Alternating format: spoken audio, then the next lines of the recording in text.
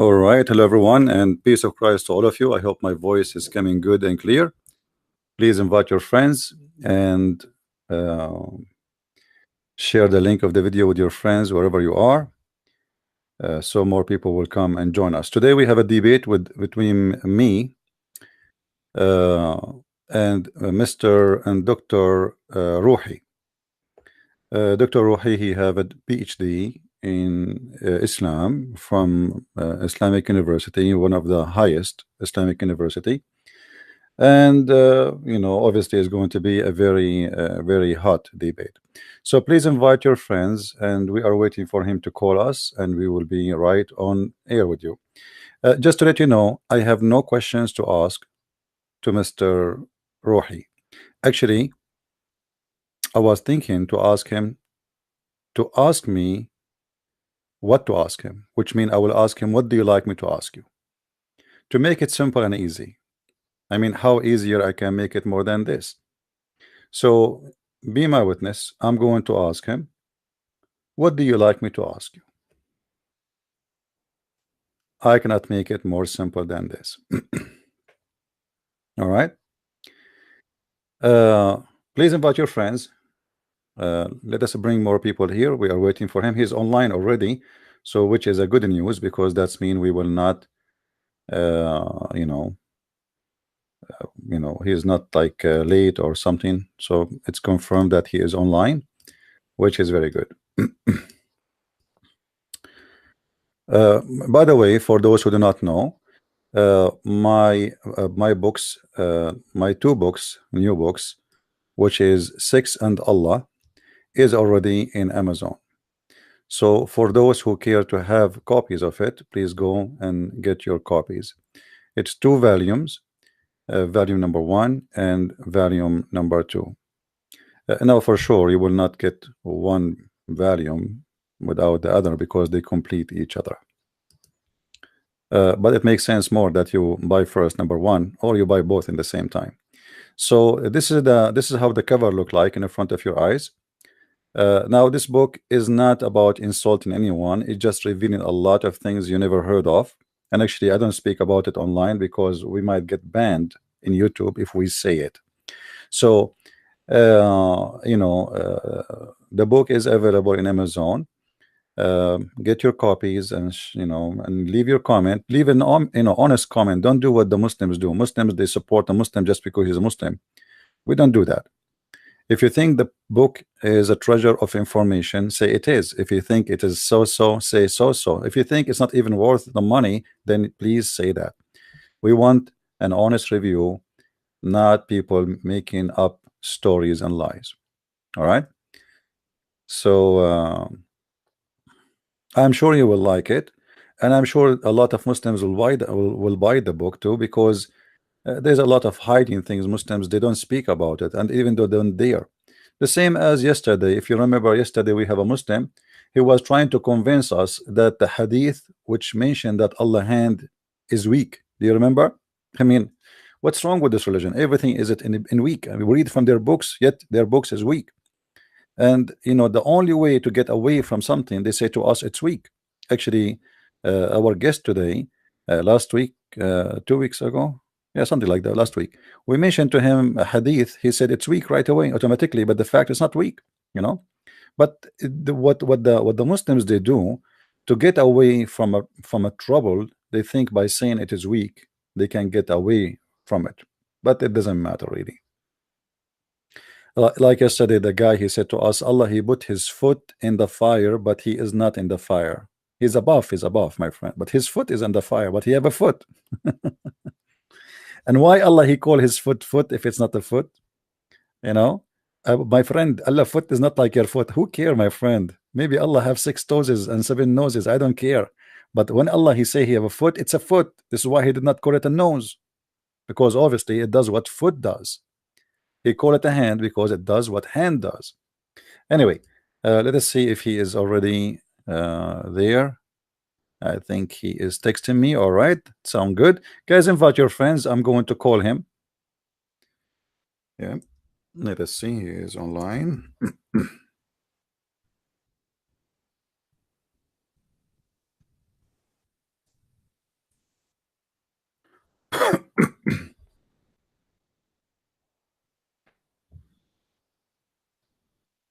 I asked him if he is ready to call him.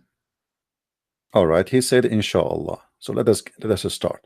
And be my witness, guys. I'm not going to ask him a question. I will ask him to tell me what the question he like to hear.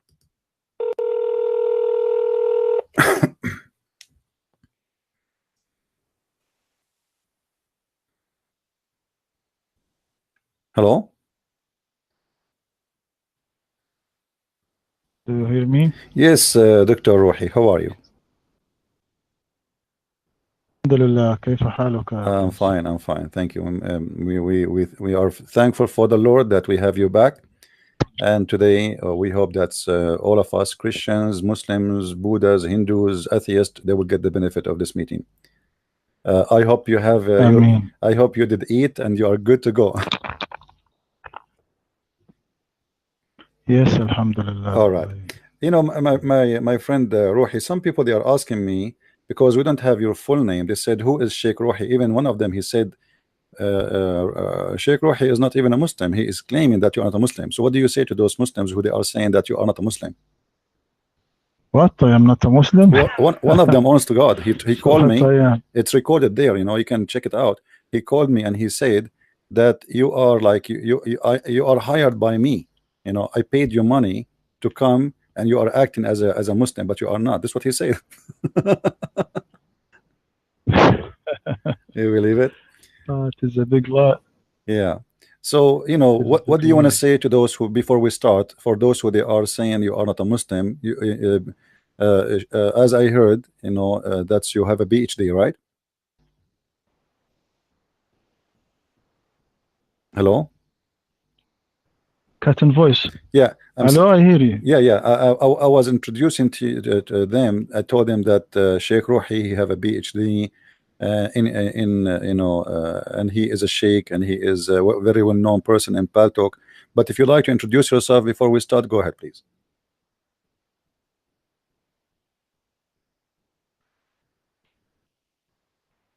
Cut in voice. Sheikh, do you hear me? Do you like to introduce yourself before? Yeah, Sheikh, do you hear me? Do you hear me? Okay. Yes, I hear you. Do you like to introduce yourself before we start? For those Muslims who would like to know you better. Yes. Well, go ahead, please. I am a doctor from Azhar. I can tell you about myself. Maybe they want to know your full name, if you don't mind. So Dr. Rohi is a doctor from Azhar University. You just heard him saying that, confirming that. What is your field, Dr. Rohi? In what you graduate with, what from Azhar University? In Sharia. In Sharia. So he is a person who have a PhD in Sharia Allah. That's wonderful. All right. Do you like to say your full name, Dr. Rohi, or you don't want to mention? It's up to you. No, later, my friend. No problem. Dr. Rohi, I'm not going to ask you any question. You are our guest. So I'm going to ask you, what do you like me to ask you? Give me the question you like me to ask you, and I will give it to you back. What? I don't understand. What do you like me to ask you? I'm not going to ask you a question of my choice. What is your favorite question you like to be asked? Like something you can really explain very well, because you know everything about it. First, thank you a lot for it. Sheikh, let me call you back because the voice is cutting for some reason. Let me give you a call back. Hold on, maybe that will fix. Let me call you back in a second. All right, Sheikh? Yes, I will restart. Okay. Now. All right. Because somehow it's cutting. Do you have many programs running in the background of your computer? Maybe there's many because you're in Egypt. One minute, my. Yeah. 1 minute, my friend. No problem. Take your time. All right. So as you heard, guys, he confirmed that he is a PhD person from Al-Azhar University. For those who do not know, the Azhar University is the highest university in the world to teach about Islam. Me, myself, I did not get my degree from the Azhar University. I got it from different school, had nothing to do with this university. However, My experience with people who graduate from Islamic University, you learn nothing. And today we are going to prove it. All right. Tell him to close the window. Okay. Please invite your friends. We have only 215 people. Like, come on. If a girl, she is doing unboxing for her t-shirt, she will get 500. Go on YouTube and you will find a girl, she is doing unboxing for what? For lipstick. She have 5,000 people watching live. I mean, come on. All right, let us call him back. He's back on air. All right, Sheikh. Hello. Yeah, we hear you. Go ahead. Hello. Yes, I hear you, Sheikh. Hello. I hear you, my friend. How the voice now? It is good. Cutting? It is good. Go ahead. It's good. Oh, okay. Go ahead. We are listening. Oh, okay. First, thank you a lot for your polite. May Allah bless you. Truly, I am glad to meet you and discuss with you. But يعني also for those who follow us and don't speak English, I suggest that you ask your question in Arabic, then you ask your question in English, and I'll answer you in Arabic, then I'll answer you in English, because a lot of people ask me to do that. If this is possible. Is it possible? You are in your room in Paltalk, right? You have a room in Paltalk open. Is that what's happening or what? Now, no. Now it is closed, my room. Oh, okay. Because you know, if we wanna say the thing twice, maybe we can do other debate just in Arabic, me and you know, for the same topic or anything else. Let us focus here in Arabic and English, because everybody listening now is English-speaking people. However, feel free to speak in Arabic if you have to, or to read something, or to quote something, no problem, and we translate. Is that all right? Okay. All right. Go ahead, my friend. Oh, all right. Okay. In the last debate, now we are talking about نسيان النبي صلى الله عليه وسلم. Okay. All right. I said for me it is authenticated يعني authenticated hadith. Why? Because many of scholars not take every hadith who contradict with Quran, even if this hadith was in Bukhari. Not this hadith personally, but even every hadith contradict with the Quran. According to the other scholars whom take every hadith in Bukhari, even it was this hadith contradict with the Quran, they solved the contradiction by saying this verse was written in the Quran, and all companions were recite it. I mean, first that the Prophet heard the man read it at night. Okay. And in this moment, when this man read it in the night, this ayah was absent from him, from the Prophet Muhammad. Then the Prophet sallallahu alaihi wasallam has remembered it. It is case like when we see a dream at night, then in the morning we forget it, but we are remembering it immediately when we see this sign reminds us of it. So this verse was absent from him, but has not erased of his mind. So forgetting has here is because his mind is preoccupied with something else. Also, scholars said, according to prophets, forgetfulness after informing people is possible, but forgetting before informing people is impossible, because when he informs people.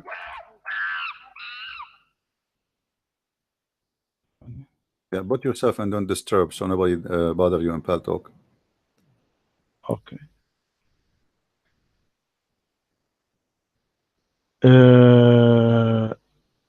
I said no, but forgetting before informing people is impossible, because when he informs people, they recite it immediately and it will be written also immediately.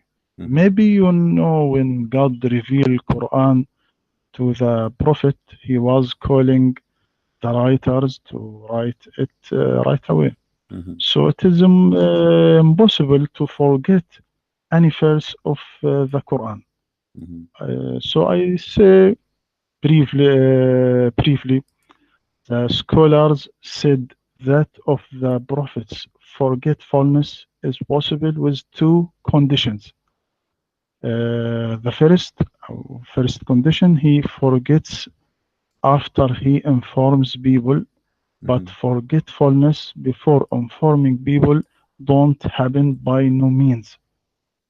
The second condition, prophets' forgetfulness doesn't continue, but he must remember it either from himself or from others, because God said, indeed it is we who send down the Quran, and indeed we will be its guardian. The evidence was the man read the ayah or the verse which the prophet was forgetting it. Not only the man was recited, but all companions doing that. Beside all, Quran was written. All right. This is my answer. Yani. Okay. So, you know, Sheikh Rohi, as this is your answer. I'm glad that you corrected yourself, because last time you said that this hadith is weak, but the fact it's not, and you just agreed that this is not a weak hadith. Okay, this is a sahih hadith. Thank you for that. Now, here what you said, that this is the forgetting happened after the prophet he gave the Quran to the people. Obviously, yes, because how the guy he will know about it if the prophet did not mention it, right? So obviously it happened after the prophet he mentioned the Quran to others. But here we have a problem is, if Allah he said to me and you, and if Allah is God, he is the Almighty, if he say you will never forget, that's mean you will never forget. And it doesn't, you know, he didn't say you will not forget temporarily or permanently. He said you will be giving Quran and you will not forget the Quran. And when God he says you will not, it's mean you will not. It's mean the word not is not option. It is a must. You will not forget. This is a promise of God. What is confirmed in this hadith, which you confirmed yourself that this is a true hadith, that the prophet he forgot verses and chapters, not only a verse or two or a sentence, verses and chapters. And here we need to ask ourselves, if God is Almighty and he made a promise, is this God capable of keeping his promise? Number two, why Allah did not remind Muhammad instead of this guy? I mean, this guy is a man. He himself, he might forget something, he might add something, he might, you know, add a word to the verse. So your prophet now is taking the Quran from this man because totally he forgot it. It is the man who remind him about it, which means he have no idea that he said that before. When I say you remind me, you know, your prophet, he did not say, oh, you remind me to do something, I forgot to go to the market, or you remind me to go and visit somebody. And this is not what he said. He forgot verses and words and chapters of God. Now here, is that because Allah did not keep his promise, or because Allah he promised him not to forget, but Allah in purpose caused him to forget because you know, he want to test Muhammad in something? Maybe he want to test Muhammad if he is a person who is trustworthy. Because until now, as you know, you Muslims, you believe that nothing happened except by the will of Allah, correct? It is Allah will. Yes. So if Allah will, if this is happened by the will of Allah, that means Allah is the one who made him forget. What is the purpose? What is the purpose of Allah? And Allah did not make him forget to eat. No, He did not make him forget to visit his cousin. No, He made him forget something extremely important in touch of the life of the believers and their future. Because as you know, based on the teaching of the Quran, you Muslims are saved because the Quran will guide you. So when the Prophet he forgot the Quran, why Allah he made the Prophet forget the Quran temporarily? What is the purpose of this forgetting? Because you believe that everything happened by the will of Allah. The mic is yours. Go ahead, my friend. I said, my friend, I said, to me it is not authenticated hadith. For you it's not, but for the scholars it is it? For the scholars it is. Okay. Why? Because يعني, every hadith is contradict with Quran. I don't take it if they in Bukhari, but I answer you according to the scholars that take every hadith in Bukhari.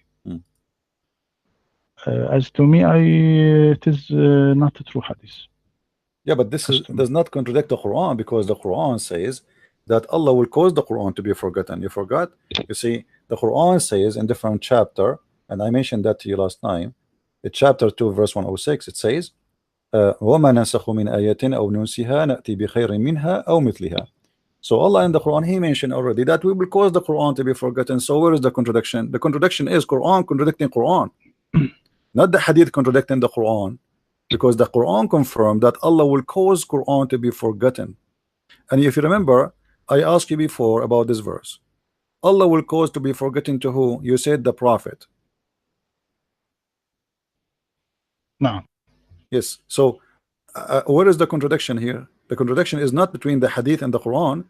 The contradiction is between the Quran and the Quran, because I hope you will not say the Quran is weak, because the one verse in the Quran says we will give you Quran and you will not recite, will not forget, and the other verse in the Quran says we will give you Quran and you will make you forget. So which one is valid? Yes. As the verse that said ما ننسخ من آية أو ننسها نأتي بخير منها أو مثلها. We don't abrogate a verse or cause it to be forgotten, except that we bring forth one better than it or similar to it. Do you not know that Allah is over all competent? Another translation: for whatever sign we change or eliminate or cause to recede into oblivion, we bring forth a better sign or one or a better sign, one that is identical. Do you not know that God has power over all things? I said in this ayah, there are three famous views in abrogation. Abrogation, the recitation with keeping rule. Abrogation, the rule with keeping recitation. Abrogation, the rule with the recitation together. Do you understand me? My friend, because, in case you do not know, I have a degree in Islam too. I have a bachelor degree. So I know exactly what you are talking about, but this is not our topic. Our topic is not about abrogation, because the verses speak about abrogation and forgetting. So our topic is not abrogation. Leave the abrogation alone. Allah said we will cause you to forget the Quran. وَمَا نَنْسَخُ مِنْ آيَةٍ أَوْ نُنْسِهَا. We cause you to be forgotten. So our topic here about the forgetting part, not about the abrogation. So let us separate them. How Allah he says, I will cause you to forget in one verse. He is the one who is causing the forget, to forget. And the other verse saying, I will give you Quran and you will never forget.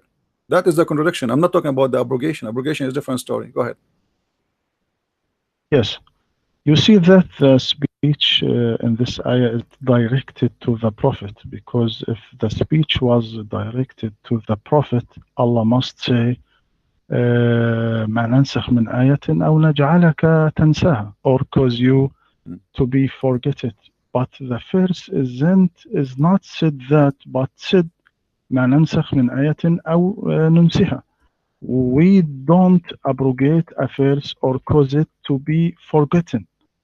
It is mean in this ayah, it is means that God erasing the old meaning of verses and confirming new meaning according to the evolution of the time, or evolution of the period, so the people will be forgetting the old meaning, then they are taking the new meaning that is suitable to them. This is meaning was taken from forgetfulness. Forgetfulness. Allah says, أو ننسها, or cause to be forgotten. The second meaning for يعني نسخ هنا, no abrogation, but prorogation. Prorogation. Do you understand me?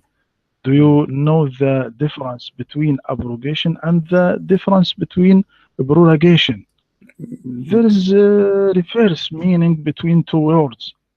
This meaning was taken from the recitation that saying ما ننسخ من آية أو ننسئها. ننسئها هناك ننسئها, because meaning of النسء is prorogation. So in Arabic we said, may God prorogation moment of your death. This is the meaning of abrogation. You said it is not as the old opinion or the old saying that نسخ التلاوة وبقاء الحكم, أو نسخ الحكم وبقاء التلاوة, ونسخ الحكم والتلاوة معا. I want to clear this thing. Do you know how this triple division came from? It came from human nature. In every mind of us, there is motivation to this triple division. For example, we said couple in the house or couple outside the house, or one of them is in the house and the other is outside the house. There is no fourth possibility. And as well, when we say abrogation, the recitation with keeping rule, abrogation, the rule with keeping recitation, rules abrogation with the recitation together. Then scholars researched in the Quran and bring us one example at least for every sort. It is so forgetfulness. Also there is another meaning of forgetfulness in this ayah. That means there is two rules for one thing.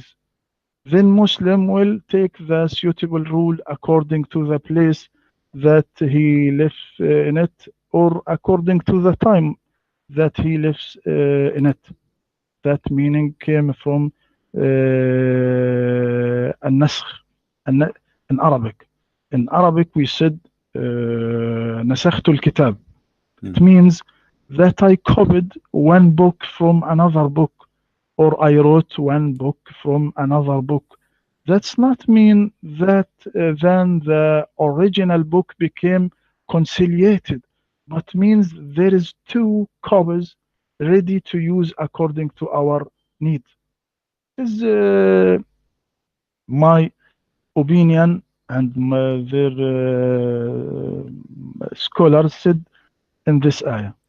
All right. ننسها. That's wonderful. You see, my friend, Arabic is your first language. Arabic is my first language, and there's a huge difference between nunsi and nasa'a. The word nasa coming from the word forgotten. This is why all your Muslim translation is saying forgotten, not to like a pre-post or repost later. This is not about something he would do later. However, if you go to book Al-Qurtubi, here you will find the problem, and your prophet was trying to solve it. I don't know if you have the book of Al-Qurtubi with you. You will see that the Jews, they accused your prophet that he is ordering the Muslims things he never even said. And your prophet, he confirmed that he is, yes, you know, he is ordering the Muslims. Nowhere in the Quran it says he's making rules. And your prophet, he is, all what he is saying, oh, Allah gave me rules, but he made me forget the Quran. But don't worry, he will make a Quran better than the rules, or let us say he will make Quran instead of the Quran which I forgot. Because the Jews, they are challenging him. Where is the verses you are saying you gave them to do this and this? You did not give them anything, so you are making up rules. I don't know if you have the Al-Qurtubi with you. If we go there, it says قوله تعالى ما ننسخ من آية أو ننسها عطف على ننسخ وحذفت الياء, etc. This is for Arabic. And then he continues saying, and then they said, إن محمدا يأمر أصحابه بشيء ثم ينهاهم عنه فما كان هذا القرآن إلا من جهته ولهذا يناقض بعضه بعضا. So Muhammad, to solve this problem, because they accuse him, that the Jews, they accuse him, and the Arab, they accuse him, that Muhammad is bringing things he did not even receive from his God. Where is bringing this? And he is contradicting himself. One day he says something, the other day he says something else. But where we can find that the Quran, where we can find the Quran saying what he just said? So Muhammad, he did not confirm, he did not say, oh, you are lying, it's not the case. No, he agreed with them. He agreed with them, and he said, Allah, he caused me to forget the Quran. However, Allah will bring me something better or similar. He did not say, oh, no, you know, like because it says here nunsiha caused to be forgotten, not we will delay it. This is not the word nasa'a, this is the word nunsi, unless the Quran is written wrongly. Same time, you can go right now to the book of Asbab al-Nuzul, and I'm sure you are aware of this book very well, and you will see more explanation about this. So your prophet was coming with the statements does not even fit with his Quran.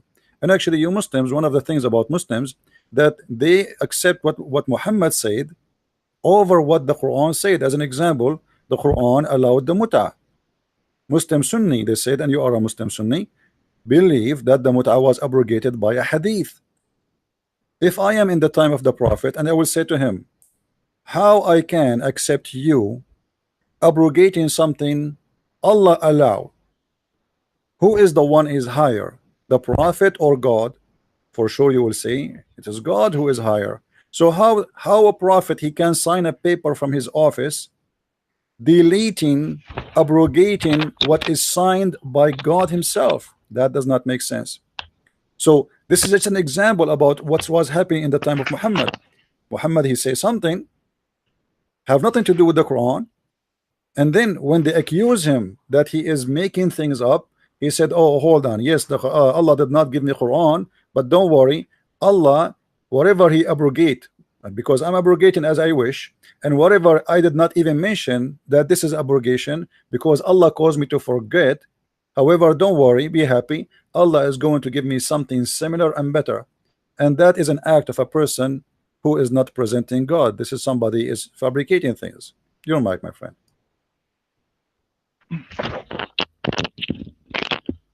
It is not true story, and it is not true in that you said in Qurtubi, wrote in Qurtubi, and Asbab al-Nuzul is always came to solve problem that explainer don't or can solve it. It is not true. But my friend, hold on. I'm giving you time. But what do you mean not true? Are you saying I did not, Al-Qurtubi did not say that, or you are not agreeing with him?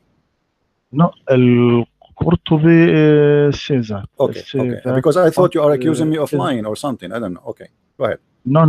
All right. Qurtubi, yes, you are true. You are right. يعني All right. read what this in Qurtubi, but it is not true because أسباب النزول is always came to solve يعني problem that the مفسرين don't solve it. Okay. now to see ما ننسخ من آية أو ننسها. What so look what Allah said after this verse.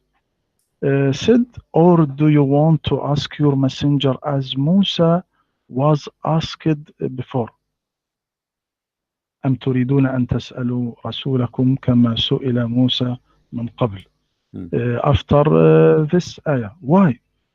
Because the wisdom of this kind of abrogation for facilitation to the Muslim in order not to fall him into the embarrassment as happened to Jews before.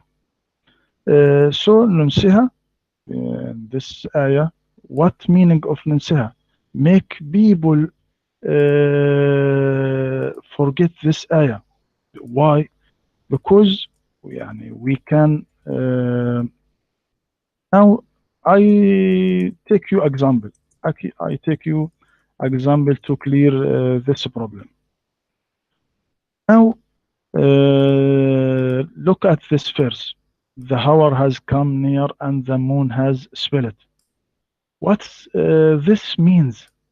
It means when the moon is split by the human. How is the moon is split by the human? The moon is split by the human when the human reaching the moon by spaceship. It is like as the knife when it's split one watermelon into two parts and we see what in it. But you will be notice that the old meaning of this ayah is correct according to the ancient time when the Prophet Muhammad said this ayah. So both meaning are true in this time because the Quran keeps pace with the times or goes with every time. Quran like universe, his discoveries don't stop until the day of resurrection. We can likening the Quran by river. You are see the river full of flowing water, but it's not the same flowing water which was flowing out a few days ago, because he is not sitting down. The water not stay, but always change. The river always refresh itself by itself. In spite of this, it is the same river which was from the very beginning. So it is impossible for the interpreter to explain the Quran and then close the doors of interpretation. This is what I want to say in this ayah. All right.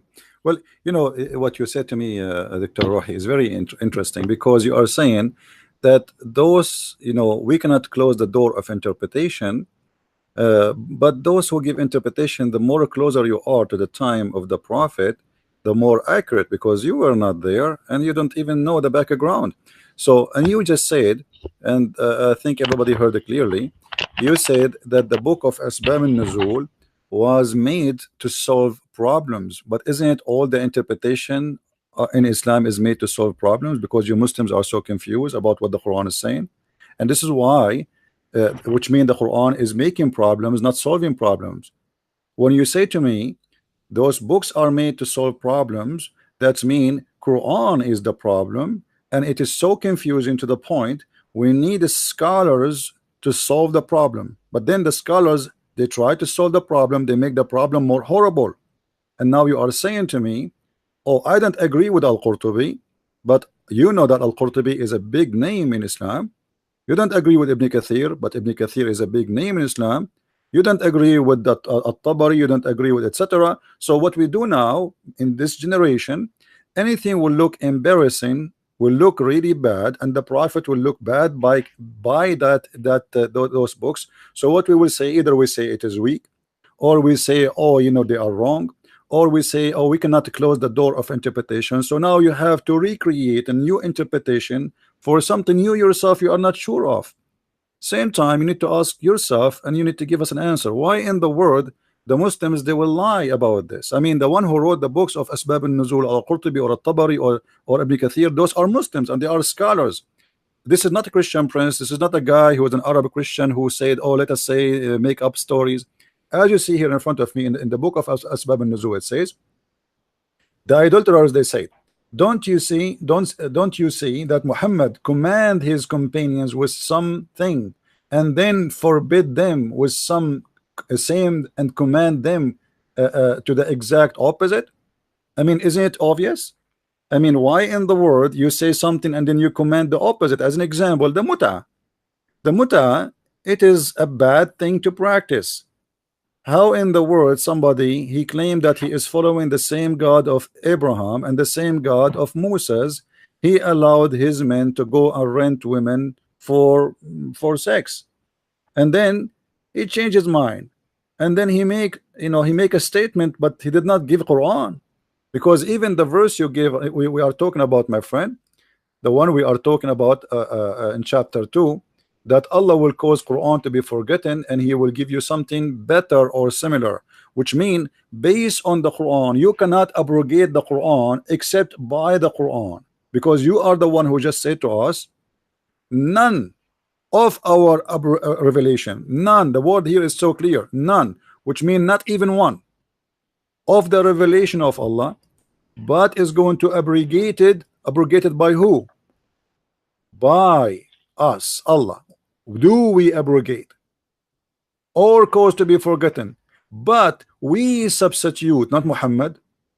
So the verse here confirm that all the belief of the Muslims that hadith can abrogate the Quran is false, and that mean any behavior is coming from your prophet about the abrogation or causing to be forgotten is just to cover a problem. As you said, Muhammad always, he, and excuse me, I'm not saying the word Muhammad to insult, you know, we Christian, we call Jesus Jesus, we don't say peace upon him, so this is not an insult. So here Muhammad is creating a verse to cover a problem, which is he been accused that he is he's fabricating things. He did not even say it. His God never told him. Where do you get these rules from? Your God says something to you in the morning, afternoon you say something else. And you see, your prophet did not say this not true. He confirmed it. He said, yes, this is true. I say something in the morning and then I change my mind after. Why? Because Allah, none of what Allah revelation is abrogated or caused to be forgotten. So he add the word forgotten to cover other problem. Here he is covering two things. Number one, why he keep changing his mind. Number two, why he is forgetting what he said. Because he can just say none of our revelation is abrogated, but we give something better. But here you will notice that your prophet saying none of our revelation it is abrogated or caused to be forgotten. And this is not about delaying verses, because you know that your God he speak Arabic very well. Nunsiha have nothing to do with delaying verse. This is not an nasi'. And nasi' is something different about the delay. So this is about something he confirmed that he forgot. And this is why Muhammad he come with something new. He said, okay, Allah he gave me the Quran in 7 letters. And we will talk about that, you know, if you like. But the books which I am quoting for you, those are not the Christian books, those are your scholars. And your scholar confirming, even though you don't agree with them, that your prophet he changed his mind. And this is what they accuse him about, and this is why he made this verse. And here I want to ask you, Sheikh Rohi, before I give you the mic back, how Allah will make something better? I mean, God is God. You know, I don't know if you heard of my books. You know, I have many books in Amazon. Imagine I'm saying my book I'm going to take a book. I'm going to write better book than this. This is possible for a human being because he improved maybe his English, he improved his knowledge, he learned more. But we are talking about God. So how God is going to cause you to forget something and then he will do something better or similar? So what the point? Better, that's mean Allah he will make Quran better than the Quran. Similar, that's mean there's no point because you just said it's the same. So why you are deleting and why you are for causing us to forget something, you will make the same of it simply because Muhammad, he cannot repeat the same statement twice. So he's saying to them, Allah, yes, I forgot the Quran, but Allah will give me something better and similar. It's like in Arabic, you know, it says, okay, I lost. Okay, you know what? I lost. Yeah, I lost. But you know what? I promise you that tomorrow we will have a better house. Like my house is burned, my house is destroyed. But I promise you tomorrow our house will be better, and the worst scenario is going to be similar. So what kind of Quran this Quran is saying? You supposedly, it's not your prophet saying that, it is God, but obviously it is your prophet making up this verse saying Allah will give me something similar or better, because that is against the nature of God. God don't make something better than what God made already. God, he is perfect, and when you say that God will make something better than what God he made, that's mean this God is having an improvement in his life. He have an improvement of a quality. How Allah can make a better Quran than the Quran? Go ahead, my friend. Thank you, dear. أسباب النزول not all أسباب النزول is true. Mistake of some interpreter make some يعني what now ننسيها. أو when you say that God changed his mind, no, it is what is suitable to the time or suitable to the place. So not our time is suitable to the ancient time.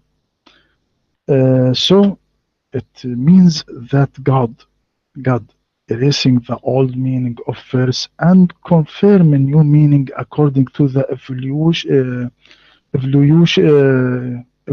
to the time or evolution to the period. So the people will be forgetting the old meaning, then they taking the new meaning that is suitable to them in their time. Now, when you said mut'a, and that God allow mut'a, then he forbid that. No, it is a big mistake. You are thinking that Islam is prescribed mut'a, while much was known before Islam. Before Islam, there was 15 sort of marriage. Example, البدل، زواج المضاهاة، زواج الشغار إلى آخره. It is يعني when Islam came, people left all those sorts but remain one sort is mut'a. Then Prophet Muhammad sallallahu alaihi wasallam forbids mut'a, mut'a's marriage. يعني look at يعني المتعة, everything. When your first you said to me your first language is Arabic. If you return to the dictionary and read التمتع أو المتعة, what meaning of متعة? Everything you pick up for your rest, like as food, home, furniture. It is in the dictionary. So the meaning of التمتع is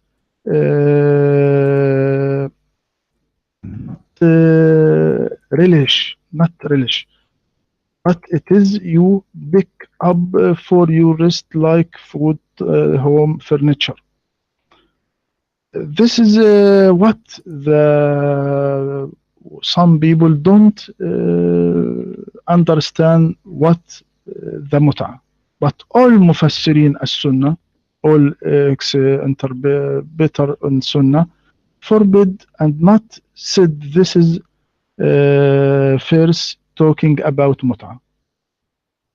So not a problem in this. You're done? Okay, yes. All right, my friend. You see, the purpose of the mut'ah is about enjoying their body. What do you mean? Like, you know Arabic, I know Arabic. Yes, I enjoy going to the beach, I enjoy eating food, I enjoy hearing music, but this is not what the verse is about. So this is a different story. We are talking about enjoying it. What it is their private part, and you have to pay for it. For what? For enjoying their private part. And this is not a marriage, my friend, because marriage have to be about making a family. This is the purpose of it, is not making a family. And you know the story very well. You are a person who have a PhD from Azhar University. That two guys, they approach your prophet and they said to him, well, we are here and we are like, we need women. So the prophet, he says, go, and he point his fingers at a bunch of women and he said, go and enjoy them. He did not go and say go and marry them. He said go and enjoy them. And then the two guys, they went there and they asked those girls to sleep with them in return of offering them clothing and money. So this is an exchange of service, have nothing to do with marriage. And you know that the mut'ah is a preset date. One of the conditions, the major condition of the mut'ah is which is a sexual pleasure, that you have to say how much you will pay. You have to mention for how long. And then the other person, which is the female in this case, she agree with you about the period and the time and the money. And when both of you reach that agreement, she is lawful for you. So if a man and the woman, they agree to sleep together for one night stand, let us say from 10 to 10, 24 hours. When the hour became 10 in the second day, this marriage, or what you call it marriage, is not exist no more. There's no need for divorce.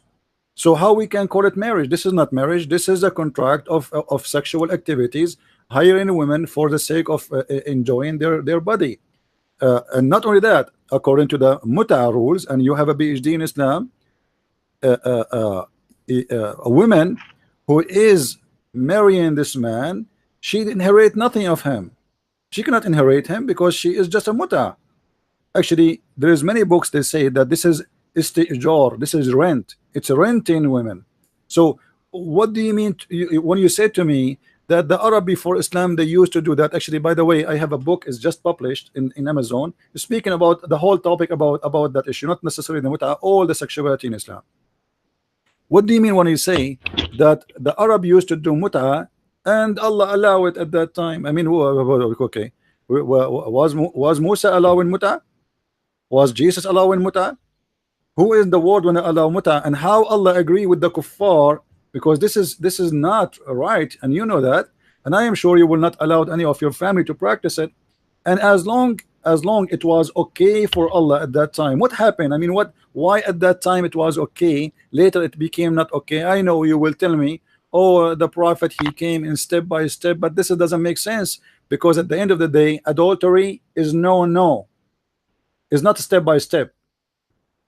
Killing is no, lying is no. There's no step by step. God don't compromise. We are talking about God Almighty. We are not talking about a guy going to the bazaar trying to get some goods in the better price. And here when we mention that Allah, he said something better, can you tell me what is better than the mut'ah? Allah never give mut'ah better. Allah never send a verse to abrogate the mut'ah. So how you Muslims abrogate the mut'ah when Allah never abrogate the mut'ah? It was your prophet who made that verse after actually he allowed him to do mut'ah. And this is one of the things about your prophet, how he allowed the mut'ah before the verse, because this verse came after he told those two guys go and practice the mut'ah. So imagine here that, as you said, and I like what you said Al-Qurtubi and At-Tabari and Asbab al-Nuzul, those books, they came to solve a problem. Thank you very much. Well, the prophet is doing the same exactly. He says something and then people, they start questioning what he is doing. So right away after that, you're a prophet, he bring a verse to solve the problem because people, they don't agree. As an example, your prophet, he took an oath in front of his wives not to do something. The Muslim scholars in disagreement about what it is exactly. Some they say it's about having sex with the married couple. Some they say about something else. Doesn't matter what it is. He made an oath right away. Muhammad, he received, after he made the oath, he received a solution for the problem. He received a verse from his God saying, why you are making an oath, forbidding to yourself what is lawful to you. So obviously you're a prophet. He come with something always to solve a problem. If you remember, my friend, if you remember, Aisha, she said, and I'm sure you respect Aisha very much. You Muslim Sunni, you respect her. Aisha, when you're a prophet, he said, any Muslim woman, she give herself to the prophet, and this is just a privilege for the prophet. Aisha, she felt jealous, and she said, I see that your God, he rushed into your desire, Muhammad. So the God of Muhammad, he have a desire for women, to have more women. Not the verse came first and then Muhammad he got the women. No, Muhammad he have a desire for the women. Then the verse comes, says, okay, Muhammad, take as many women as you wish. So this is why Aisha, she said, Inni ara rabbuka yusari'u ila hawaka ya Muhammad. I see that your God he rushed into your desire, Muhammad. And she was talking about what desire? His sexual desire. So here we have a very clear evidence that even Aisha, the wife of the Prophet, she noticed that Quran is made up to the size of Muhammad. The word of God is not because it is right to do this or not. It's because Muhammad he have a desire. So when Muhammad have a desire to do muta, people do muta. Muhammad he found that people are talking about him. They say, what kind of a prophet he allowed women to rent themselves for money? Then he changed his mind. And let me ask you, my friend, what is muta? Isn't it illegal prostitution? Go ahead.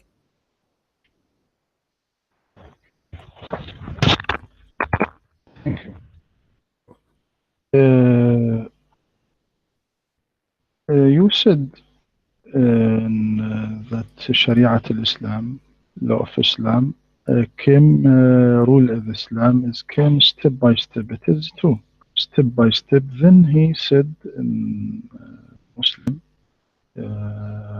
about mut'ah, O people, I had permitted you to contract temporary marriage with women, but Allah has forbidden it now until the day of resurrection. So he who has any woman with his tape of marriage contract, he should let her off and don't take back anything you have given to them as a door.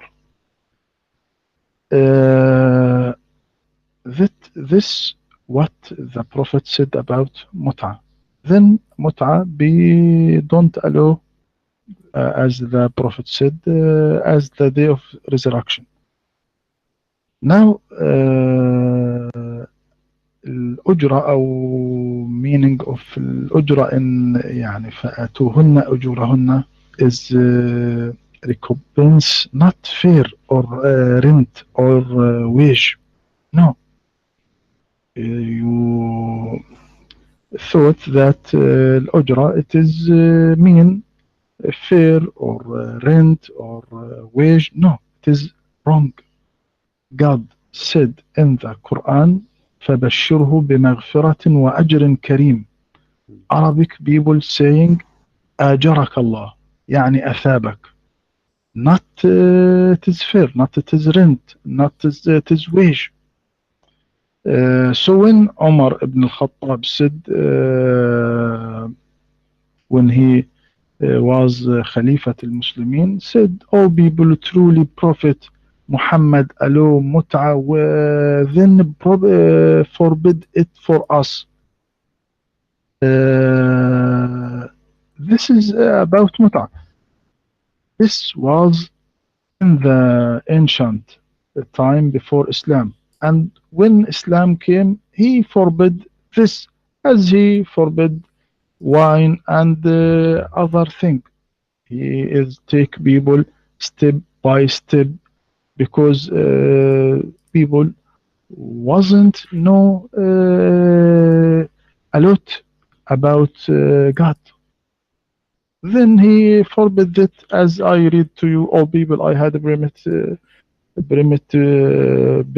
to you to contract temporary marriage with woman, but Allah has forbidden it now until the day of resurrection. So he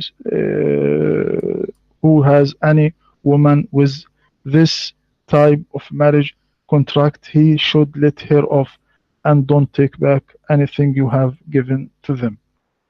This is about mut'a in Islam. My cures. All right. You see, Sheikh, the problem is, I don't know, when you say to me, I speak Arabic and you speak Arabic, but look like we are speaking about different Arabic. You give me an example saying that Allah, he says that Allah will give reward, ujur, but this is a reward in the heaven, that to go in heaven. We are talking about here getting the woman money. You see, if the word ujur in the Quran, when it speak about women, is not about paying them money, then you can give me example about Allah will give you reward and Allah will reward you for the good deeds you do. But this is not the case. We are talking about payment, money, jewelries. We are not talking about a reward of God in heaven. So this is totally different story. I look like he dropped. Okay, we will call him back. He's offline. We will wait for him to come back. All right, guys, do you see with me in the screen? He said this is not rented women. Do you see it? This is Islamic website. This is alislam.org. It says, in some work, special term is applied to women who participate in muta, mustajara, or rented women. Do you see it? Muta is considered a kind of rental.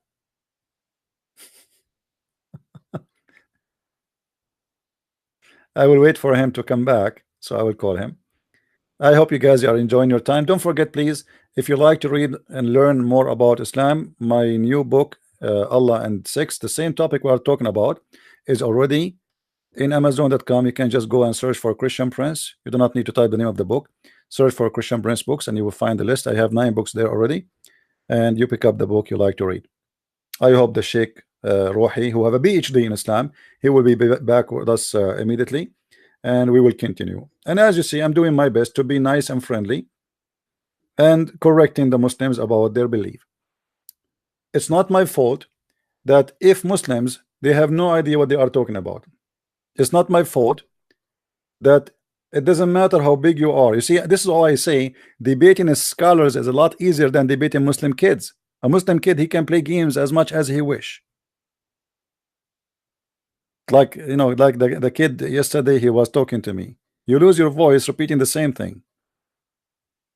When you speak to somebody, he have a PhD, he knew exactly what I'm talking. You see, he did not say to me, Al-Qurtubi is lying. No, he said, yes, they said that. He did not say to me, Asbab al-Nuzul, it doesn't say that. He said, yes, they say that. But he don't agree with them.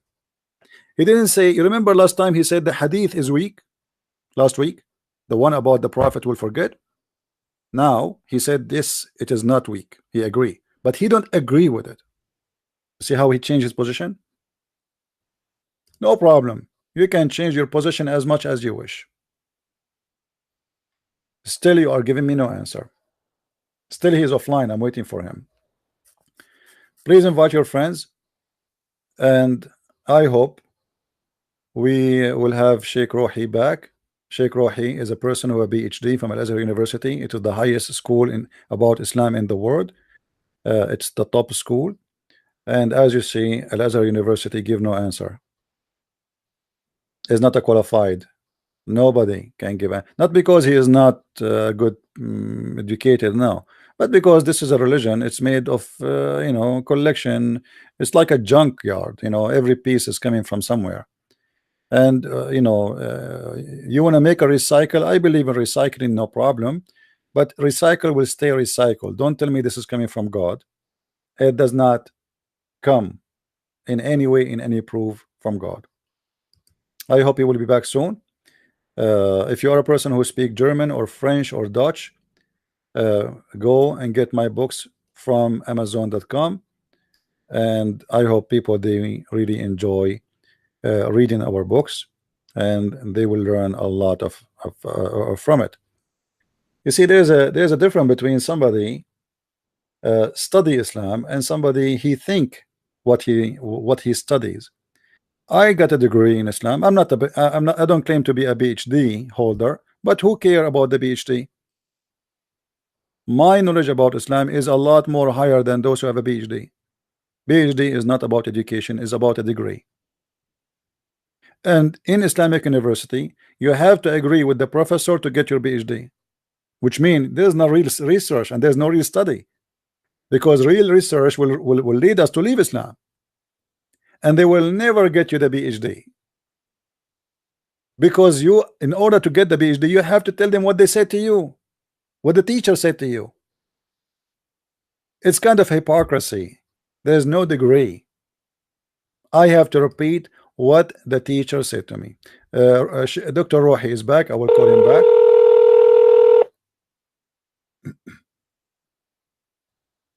Hello? Hello?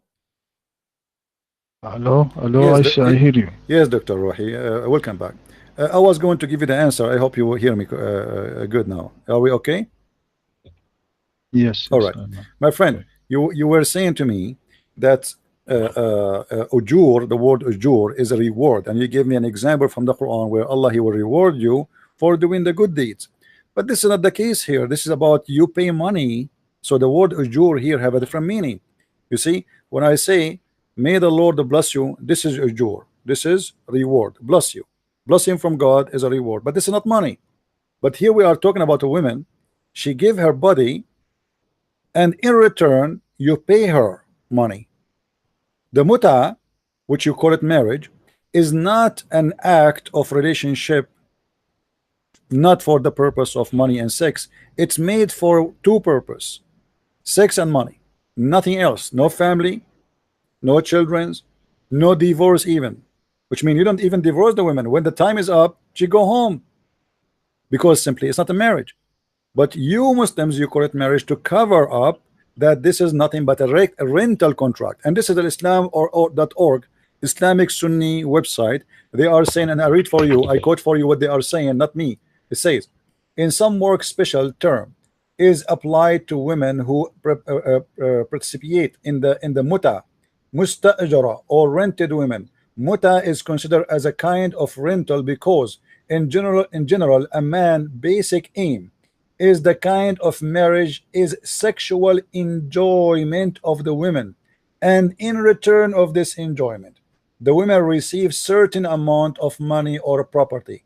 So this is nothing but a sex exchange, money for sex. Same time you said that your prophet said that Allah, he allow muta,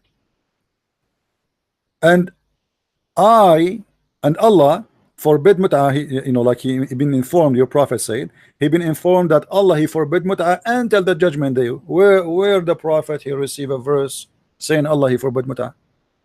We have the verse, chapter 4 verse 24, Allah saying do muta. Where the verse in the Quran it says don't do muta? You cannot find it. So how Muhammad he claimed that he received an order from Allah to demolish the muta practice when he never did? And this is exactly what we were talking about in the book of Asbab al-Nuzul. The people, they were saying to Muhammad, this man, he fabricated the verses just to solve a problem, and here we go, he created a problem for himself. He said that you can do muta. People, they start talking, saying, what kind of a prophet he allowed such a thing? This is nothing but prostitution. It is exactly prostitution. So in order to solve this problem, Muhammad, he come with a new rule saying, okay, you know what, I forbid you to do muta from now until judgment day. But it's not Allah who said that. And the verse we spoke about before, chapter 2 in the Quran, verse 106, it says clearly that the one who will abrogate the Quran is Allah, not Muhammad. Which means nothing will be abrogated except by Quran. Quran should abrogate the Quran. But you Muslim Sunni, you believe that no, Hadith can abrogate Quran. How in the world Hadith can abrogate the word of God? How a prophet can demolish the word of God, which is preserved supposedly? And this is why the chapter 2 verse 106 is exist to solve a problem. So Muhammad, to explain to the people why he kept changing his mind, and why sometimes he come with rules without a verse. If we check out, do the mut'a came before, which means as a practice by Muhammad and his followers, or after the verse received? You will see that the verse came after.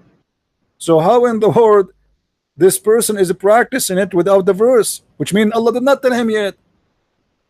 You see, if I am practicing something, I am claiming that God told me that, then I have to provide the verses. Hey guys, I received this law. This law says we can do mut'a. We can go right now and rent some women for sex.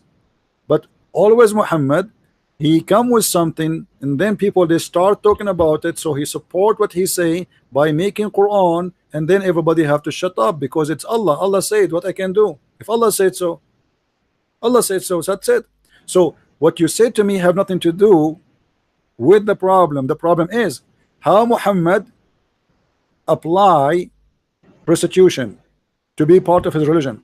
How Muhammad claimed that his God said to him, you can rent women in return of money, sex for money.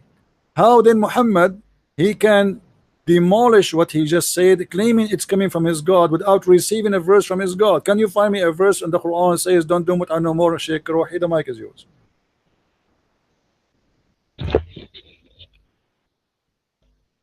Thank you. You're welcome. Do you hear me? Yes. Yes. Okay. What Allah, I said, and Allah not allowed mut'a, but mut'a was before Islam. Then Islam forbid this step by step. But why all interpreter said is not about mut'a? This verse not about mut'a. So give me one interpreter he said that verse about mut'a. All interpreters said it is not about mut'a. If this verse about mut'a, why all interpreters said it is not about mut'a? And Muhammad sallallahu alaihi wasallam said it is in what I read to you. I had permitted you to contract mut'a with, but Allah has forbidden it.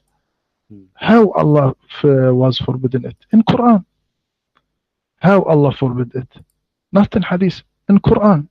Where? Because Muhammad said Allah has forbidden it now until the day of resurrection. Where is the verse? Is it clear? Where is the verse in the Quran which says mut'a is not allowed no more? Where? So where is the verse in Quran that allowed mut'a? It is not allowed. Give me one interpreter said it is in Sunnah, not in Shia. No problem. It is this verse allowed mut'a. Well, here we go. Tafsir al-Miqbas of Ibn Abbas. It says that this is mut'a, zawaj al-mut'a, and I can give you a ton of them. I mean, it's really strange you are saying to me, give me one person saying that when all of them they agree that this is about mut'a. Actually, can you give me one did not say this is about zawaj al-mut'a? I'm really I'm amazed of you saying that. Here we go. This is the official government website of the Kingdom of Jordan, and this is a Muslim Sunni book. This is not a Shia, and this is a chapter 24, verse number chapter 4, verse number 24. It says the following. I'm going to read for you. It says, and it is also said, it means that you seek with your money marrying women for agreed period of time, zawajul muta, but the lawfulness of this practice was later abrogated. This is Sunni opinion. This is not a Shia, and this is Quran, and this is the interpretation of the Quran. So it's very nice try of you, Sheikh Rohi, to say that this is not in the Quran when all the story is coming from the Quran. And you know, can you give me the scholar who you agree with where he said that this is the muta, the Sunni scholar who say that muta does not exist in the Quran? Who is the scholar who said that to you? Where do you get this from? It's very strange, my friend. It's very strange. It's very strange what you just said, because you Muslim Sunni agreeing that the muta is a practice coming from the Quran, but what you don't agree with that the Shia they practice that until now, but all of you agree about it. So how you say to me that, oh, the Shia, we know we don't have this in the Quran. We don't have it in the Quran. Where do you get this from? This is in the Quran. You enjoy them by paying them wages, and if we go and see the interpretation of the Muslim Sunni, not the Shia, you will find that they agree. What do you say? If we go to Al-Qurtubi as an example, if we go to Al-Qurtubi, you want to show you Al-Qurtubi? Let me show you Al-Qurtubi in the screen. All right. Because you said to me, where is in the Quran? And the interpreter, they never said that. I mean, this is really weird you to say that to me. You can say that to somebody who have no idea what Islam is about, not to me. This is Al-Jami' li Ahkam al-Quran, Tafsir al-Qurtubi. All right. You can read with me in the screen, please. All right. It says the following. Let us go and read.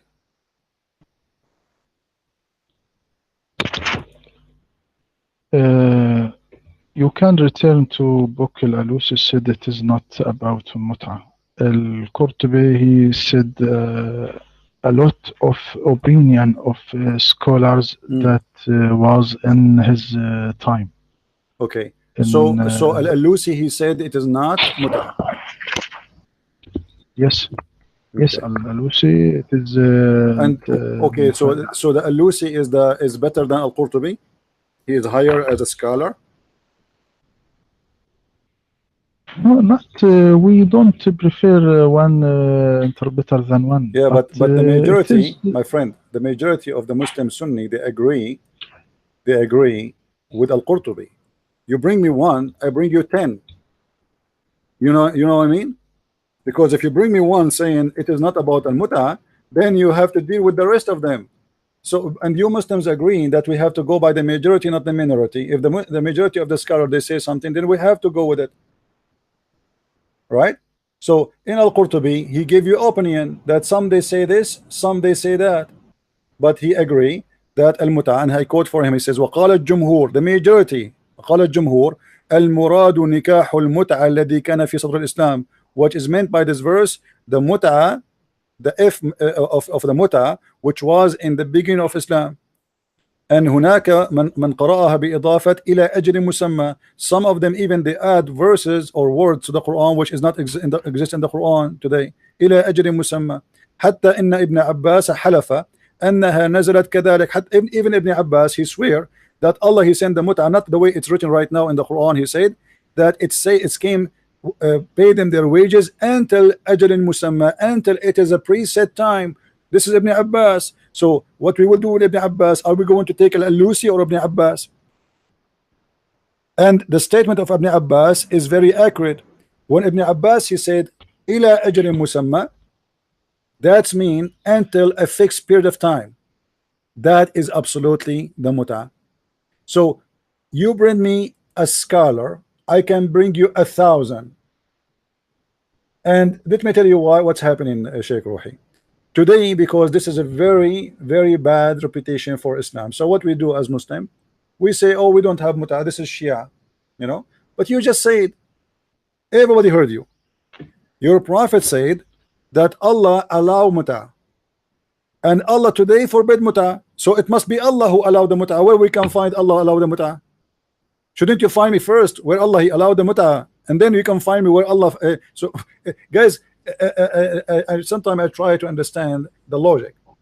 If I just say to you, Jesus allow me, and then Jesus forbid me, you will ask me where Jesus allow you and where Jesus forbid you. Okay, I am asking Mr. Rohi, as long he mentioned to us that his prophet said that Allah allow me, allow the mut'ah, and Allah forbid the mut'ah.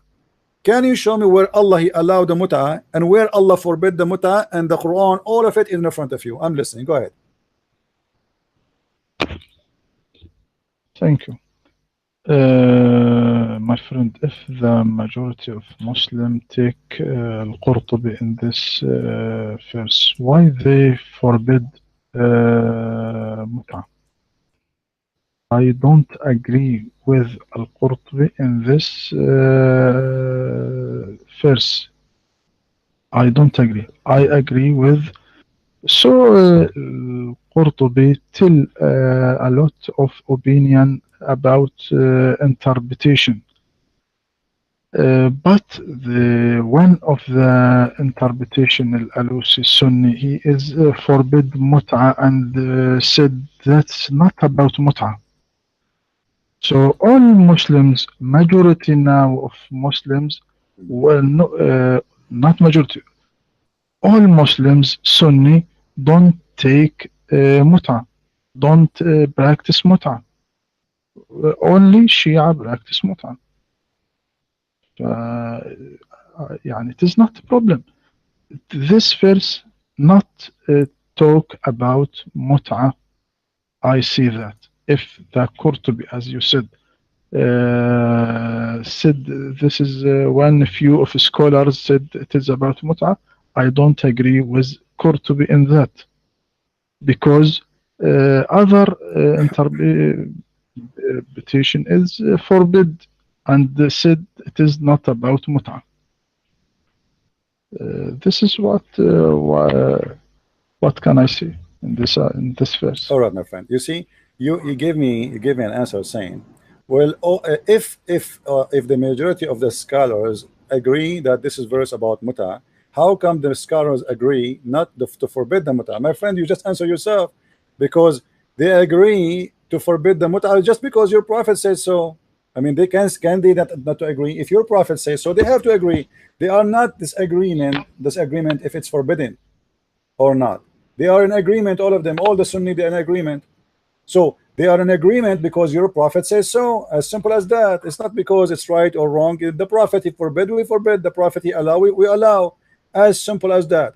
But this has nothing to do with the proof. The proof is that the majority of the scholars of Islam, they say that this is the muta. And why the scholars, the majority, they say the scholar, they say this is the muta, because this is how it is.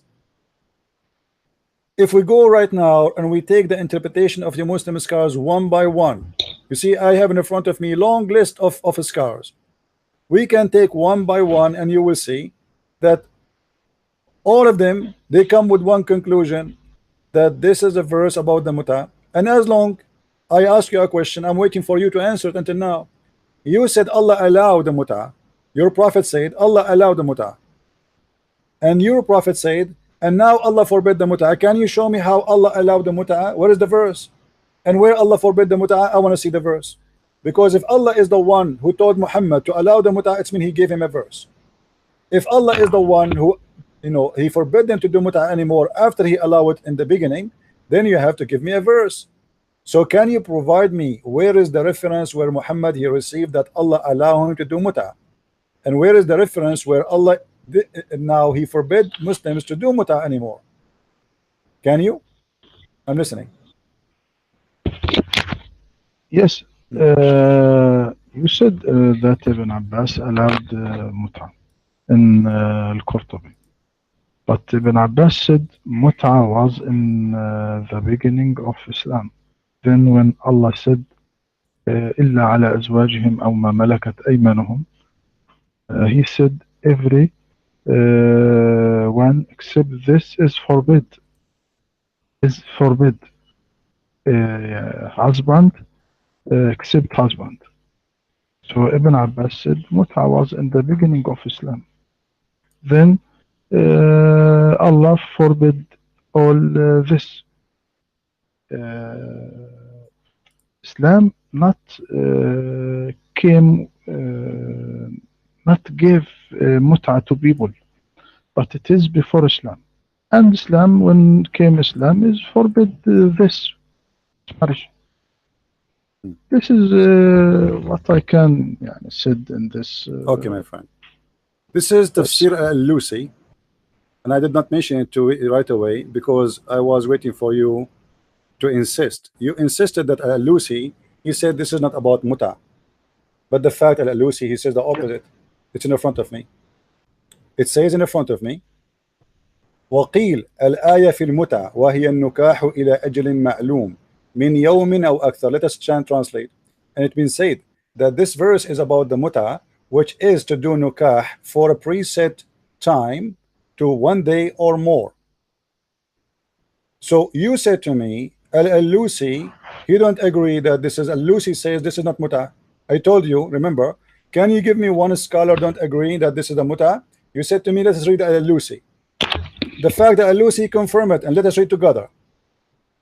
وحكي عن ابن عباس رضي الله عنه أنه كان يقول بحلها ثم رجع عن ذلك. So it was said that Ibn Abbas said that it used to be allowed, and then he changed his mind about it. رجع, you know, he retreated from that order, and then he said that a man who is lost, which means he lost his way. God said to Muhammad, إنك رجل تائه. قال علي كرم الله وجهه إنك رجل تائه إن رسول الله صلى الله عليه وسلم نهى عن المتعة. So he's telling a guy, you are lost, man. The Prophet, he forbid the muta, and he continued then, you know, saying exactly the same as Al-Qurtubi. And just to correct you about what you said Ibn Abbas said that the muta was in the beginning of Islam. Ibn Abbas did not say that exactly, my friend. Ibn Abbas said that it was in the beginning of Islam, and he added that there is three words actually, is taken off from the Quran. Ibn Abbas said, let me read for you in Arabic so you remember. حتى إن ابن عباس حلف أنها نزلت كذلك حيث قال والله لأنزلها الله كذلك. What أنزلها الله كذلك? قال إلى أجل مسمى. So which mean you pay them their wages, those who you do mut'a with them, and you pay them their mut'a with them the أجل مسمى until the preset time. So Ibn Abbas claimed that your Quran today is a fabricated Quran, because today it's not what Allah he said, and he swear by Allah, saying I swear by God, I swear by Allah that this is how the verse came down, إلى أجل مسمى. And now Al-Alusi disagree with you, and you are the one who asked me to read from Al-Alusi, but Al-Alusi agree totally with me. Let's read Al-Alusi saying, Al-Alusi said وما رواه الترمذي والبيهقي والطبراني عنه أنه قال إنما كانت المتعة في أول الإسلام كان الرجل يقدم البلدة ليس بها معرفة etc. So he go and sleep with the women etc. And he confirmed that this is a verse about the muta. Then he continue, he says he's saying that the muta became so popular after Muhammad, he allowed it, became so popular. It says and what it says about Allah Messenger, he allowed the muta, and Abu Bakr and Umar, they forbid from doing it. That is returned because of the abrogation. It was not in the abrogation language, and Umar he forbid people from practicing that, or let us say to announce it, until the muta became so popular. ممن لم يبلغه النهي عنها, for those who did not hear that muta should be forbidden right now. So Muslims, they still practice muta even after Muhammad died. Why? The claim is that some of the Muslims did not hear the Prophet saying that the muta is forbidden. So my friend, the scholar you mentioned to me agree with me, Al-Qurtubi agree with me, Al-Tabari agree with me, Ibn Kathir agree with me, all your scholars agree with me. Who agree with you? Nobody. Same time, you said muta was before Islam, but you said Allah, Muhammad, he said Allah allow muta. Are you saying Allah allow muta before Islam? He gave it to who? Who is the prophet for the Arab? Who is the prophet who told the Arab you can practice muta? When you say to me something, you have to give me a reason and a proof, not just a statement. I want to hear from you, Sheikh Rohi, an authentic proof that Muhammad, when he said Allah allowed the muta, he did not mean the Quran, and when he say Allah forbid the muta, he mean the Quran. Where is that we can be found? Your mic.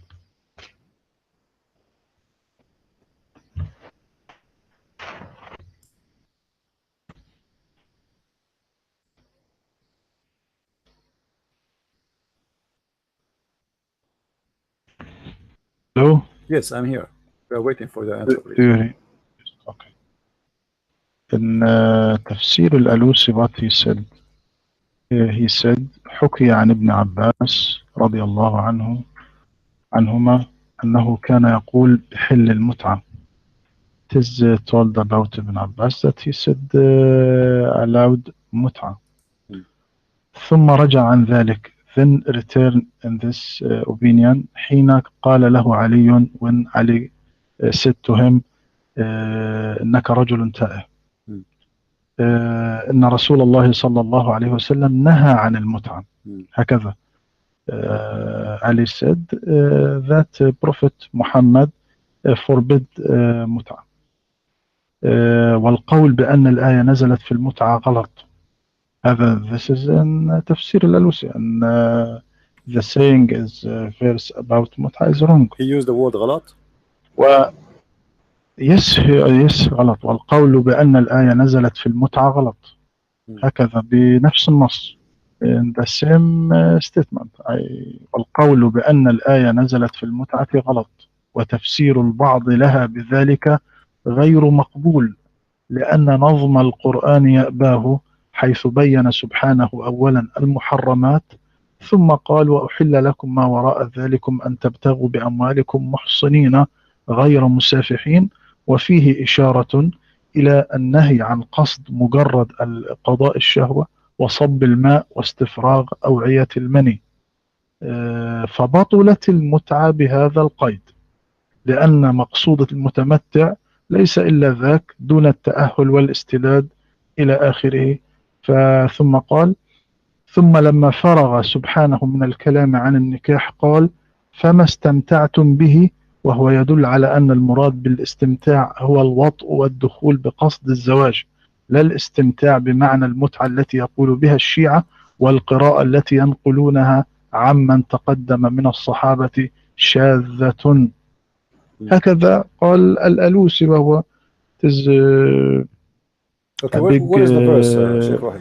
What is the verse about that you can, because you said the Prophet said Allah allowed the mut'ah. Where Muhammad he got that Allah allowed the mut'ah from? Where allowed? If this is not a verse about the mut'ah, so where Muhammad he got the mut'ah from? Because you are the one who said Allah allowed the mut'ah, not the pagans, right?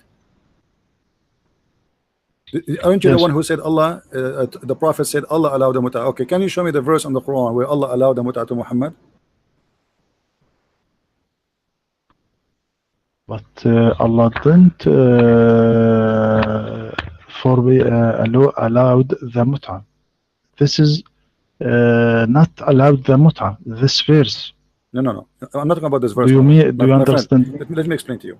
You said that the Prophet said Allah allowed the mut'ah, and today Allah forbid the mut'ah. Okay, so who is allowed the mut'ah? Allah. Who is the one who forbid the mut'ah? Allah. Can you show me the verse where Muhammad saying that Allah allowed the mut'ah? Because if I say Allah allowed the mut'ah, I have to show a verse. Where is the verse from Allah to Muhammad says, okay, do mut'ah? As long as this is not the verse which is about mut'ah, which is most of Muslim scholars, even Ibn Abbas confirm that the verse used to have a sentence says ila ajri musamma, until a certain period of time, which means it's confirming the mut'ah, because it's what mut'ah about preset timing. So Ibn Abbas confirmed that there's word is missing from the Quran, and then you confirm that the Prophet said Allah allowed the mut'ah and Allah forbid the mut'ah. Where we can find the reference of Allah allowing the mut'ah, additional to the hadith you mentioned? Can we find the verse in the Quran for Allah allowing the mut'ah?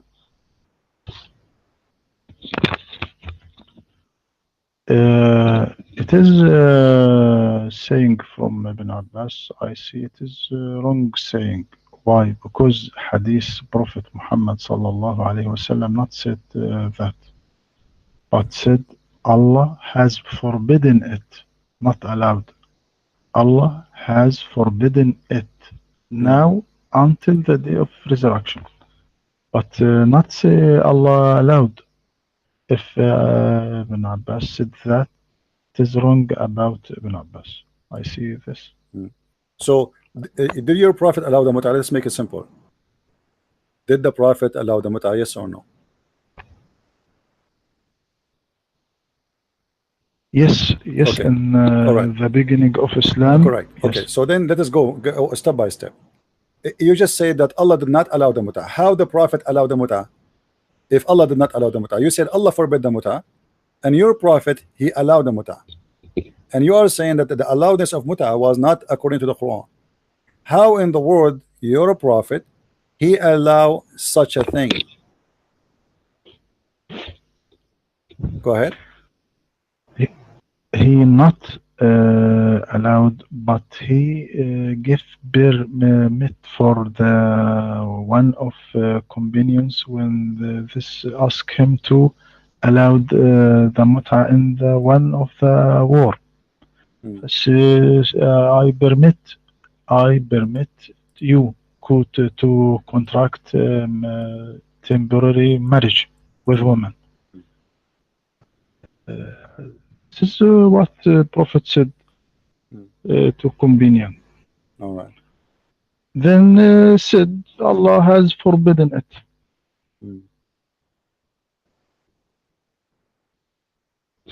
So Allah, okay, just to concentrate with you, the Prophet, you just said, the Prophet, he allow a guy to go and rent a woman for sex, and then Allah forbid that. All right. If this was a practice before the Prophet, do Muhammad need to allow it? Because people obviously they used to practice it. The fact we cannot find anything in the pre-era of Islam. People doing mut'ah, they do different kind of relationship. There is prostitution, yes, there is, you know, there's exchange of wives, yes, there's many ways, but that's not mut'ah. This is prostitution simply. There's nothing called mut'ah. If you go and check all the names of before Islam, you will not find one of them is called mut'ah. Mut'ah is a statement created by Muhammad and his followers. And now, as long as you are the one who said, and everybody heard you, that the Prophet he gave a permission to someone to do mut'ah. And what is mut'ah? Is to pay a woman for sex. Muhammad he gave the permission according to what? Because as you said, he permitted, which means he can say no. If a man is coming to me and saying to me, can I go and do and that, it's mean people they are obedience. Or what I need to say to him, no, don't do that. The story I mentioned to you, and I can show you the reference, where two guys they told the Prophet that we are here alone and we need women. So when the Prophet he said, go enjoy those women and give them exchange. The two men right away they went to the women and they asked him to sleep with them in return of giving them some clothes and money. So you're a prophet, based on what you just said to me, he can say, don't do that, this is haram, this is unlawful, this is bad, this is prostitution. Your prophet did not do that. In the top of that, he gave them permission to do that. And you to make it more horrible, Dr. Rohi, you just said that your prophet is behaving according to his own mind, his decision. So how you Muslim says وَمَا هُوَ إِلَّا وَحْيٌ يُوحَى, anything the prophet he do is inspiration from God. Anything, this is why you follow him as a sunnah. Muhammad he practiced nothing about religion but from God. So was Muhammad here wrong? Are you willing to say to me that your prophet was teaching an evil teaching, telling women and men, Muslim women and Muslim men, to go and rent each other for sex, get sex for money? This is the teaching of your prophet in the beginning of Islam. Go ahead. My friend, Muhammad not created mut'ah not created by Prophet Muhammad, but it was before Islam. But he gave permission to this marriage when one of companions asked him to give permission, then forbidden this. So mut'ah was in the society of Islam, and so Muhammad forbidden this. This is what I see. He allow it, my friend? How he allow it if it is something the pagan they practice? I mean, should you allow it or you should go against it?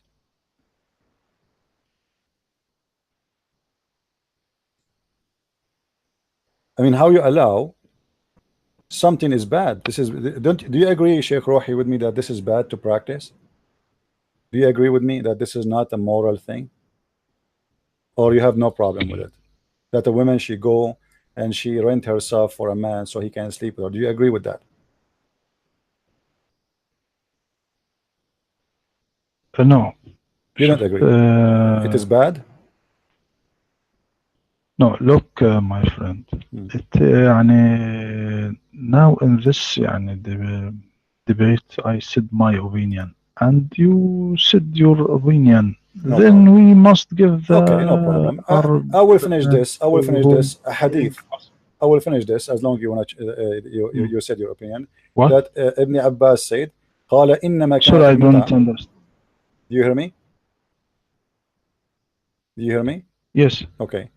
ابن عباس said قال إنما كانت المتعة في أول الإسلام كان الرجل يقدم البلدة ليس لها بها معرفة فيتزوج المرأة بقدر ما يرى أو ما يرى إنه يقيم فتحفظ له متاعه وتصلح له شيئه حتى إذا نزلت الآية. Alright, so Ibn Abbas confirmed that this is a verse about the mut'ah. The man, he come to a town and he just hire a woman to take care of him. This is what the mut'ah is about, to take care of him, to have sex with him, etc. Now we you know, you said what you said and I said what I said, and people, they will make a judgment about that. Sheikh Rohi, I'm going to give you the mic back, and I want to tell you, if there is something you would like me to ask you about Islam and I did not ask you, if there is something you'd like me to ask you about Islam and maybe I missed something you like, something you are proud about as a Muslim. You like the Christians, because most of the people they are listening right now, we have about 400 people listening.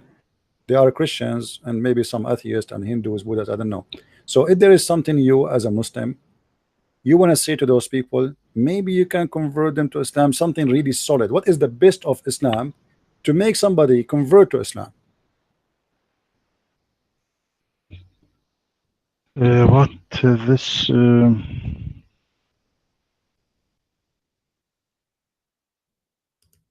we don't hear you, Sheikh Rohi. Are you there? thing not about mut'ah. No, we are done with the mut'ah. You said they don't want to talk about the mut'ah. No problem.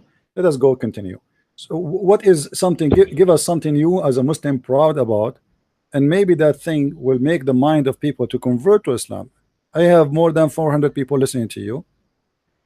How you can convince them that Islam is from God? What is the proof? Here we go. We spoke about your prophet.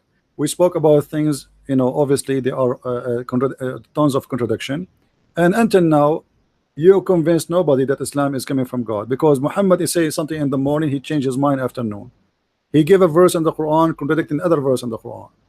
Allah, he want to forget cause the Quran to be forgotten, and he will make something better than the Quran. God does not make better words from his word, because all the words of God is equal. So until now you proved to us nothing that Islam is from God. Now I want to give you a chance. We don't want to waste this opportunity to give you a chance. How you can convince us with the best of the most powerful proof you have that Islam is from the true God, which his name is Allah according to Muslims. Go ahead. My friend, one of the greatest attributes of the Islam, of the Quran, than others books, that he focus on Lord of the worlds, Lord of the universe, or Lord of the all beings. This idea not be clear before the Quran. People's perception about God before the Quran was limited, because the past religion was belonged to prophets folk. So we found that Pharaoh, as example, was astonished and said to Moses in Quran, what's the Lord of the worlds? And in Torah we are reading, pleased be to the Lord God of Israel, not God of the world. And he said, pleased be to the Lord God of Israel, which speak to David. But the Quran changed this conception completely. So the Quran was opened by his saying in chapter 1, praise be to Allah, Lord of the worlds. Then this idea confused the disbelievers. So they said in Quran, has he made the gods only one God? Truly, this is a wonderful thing. And Moses also always said, God of Israel said so and so. Also, Jesus said, I am not sent by unto the lost sheep of the house of Israel. Mm-hmm. But contrary to this, we find Quran for the first time of mankind's history. Present theory says that God is Lord of all people and folks, and the Prophet Muhammad said that he was sent to all humanity, contrary to Moses, who was sent to people of Israel. Contrary to Jesus, he was sent to his folk only.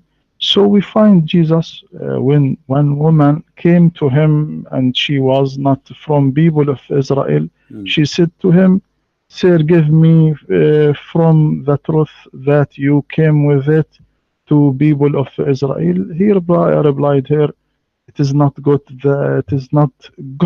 that I take children's bread and throw it to the dogs.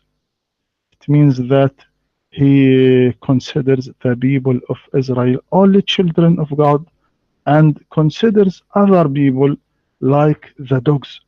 But contrary of this, when some people not from Arab came to the Prophet Muhammad, like Persian Sulaiman or like Greek Suhaib, when they came to Prophet Muhammad, didn't say to them, it is not good to take children's bread and throw it to the dogs, but he not separate between them and between the Arabs. Quran say, all people, we created you from a male and females and made you races and tribes that you may know one another. The best among you in the sight of God is the most righteous. Surely Allah is knowing, aware. This is what I say in last topic. All right.